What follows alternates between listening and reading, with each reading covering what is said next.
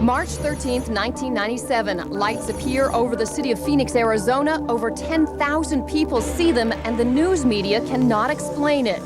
Unidentified flying objects over the valley. A triangular-shaped object. What was in the sky last night? A series of 4 golden discs. One of the objects appeared over there in the northwest and went to the southeast. Bill Hamilton and Tom King caught the lights on video that night and now regularly scan the night sky, waiting and watching for a repeat performance of the mysterious Phoenix Light Show. I've been ready at all times for a long time. At least 5 other amateur videographers actually caught the lights on tape.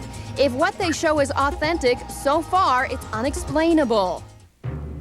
The lights hover in precise formation, sometimes as many as 7 of them, sometimes as few as 1 or 2. Jim Dilatoso is president of Village Labs, which has tested thousands of UFO videos. He's seen many forgeries and says this is not one of them. These objects remain motionless.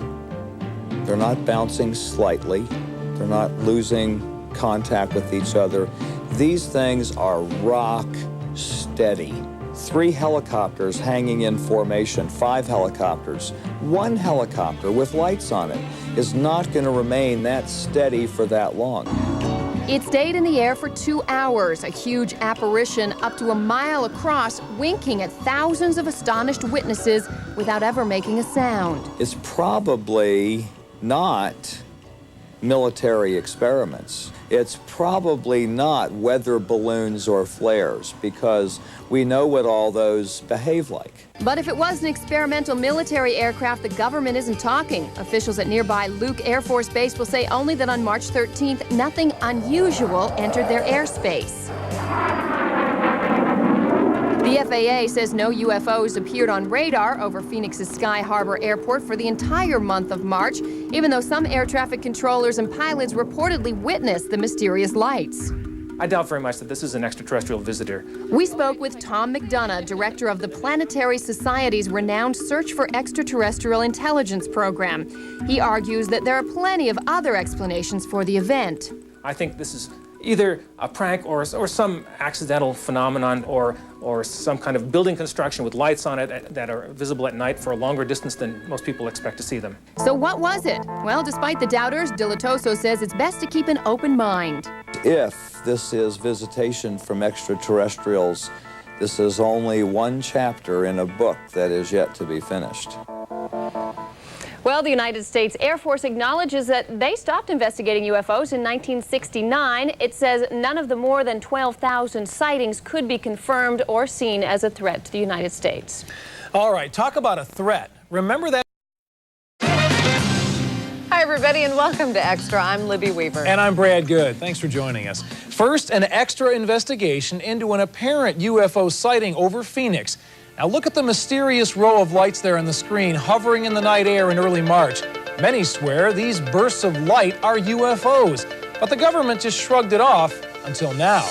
A city leader has demanded an investigation, and a pair of air traffic controllers have come forward revealing what they saw. Phil Schuman has this extra exclusive. I've never observed anything like this in my flying or controlling days.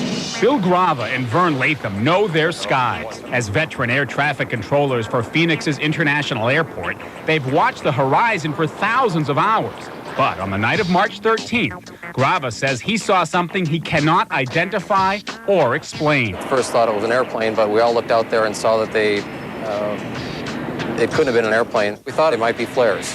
However, for them to stay motionless like that would be an amazing feat for a flare. Grava and Latham are going public for the first time with their questions, hoping someone else will come forward with some answers. It's a sighting that I can't explain, a sighting that I've never seen anything like it before. Thousands of people saw the lights in March. Several captured them on tape. Even the local news stations covered the UFO event.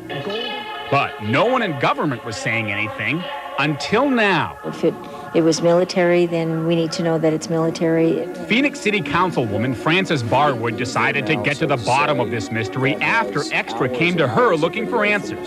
She's called for an official investigation, and on Wednesday night came to a special briefing here at Village Labs, the unofficial clearinghouse for information on the Phoenix lights. Barwood says the public is overwhelmingly behind her search for answers. The people that we talked to were incredible, and we're talking active military, retired military, professional people, and they all describe the same thing. But Barwood says no other politicians will back her up.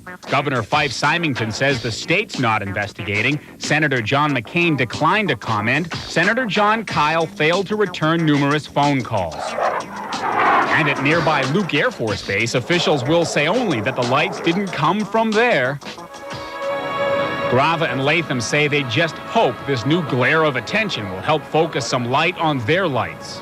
Still very much a mystery to me, and I'd really like to find out what they were, as would everybody else, I'm sure. The Federal Aviation Administration says there were no unexplained radar sightings on the night of March 13th. The controllers believe that's because the lights didn't show up on any radar, but they remain positive there was something in the sky. Brad, Libby? Well, that clears up part of the mystery anyway. Just a part of it. All right, thanks, Bill. We'll talk about things in the sky. Wait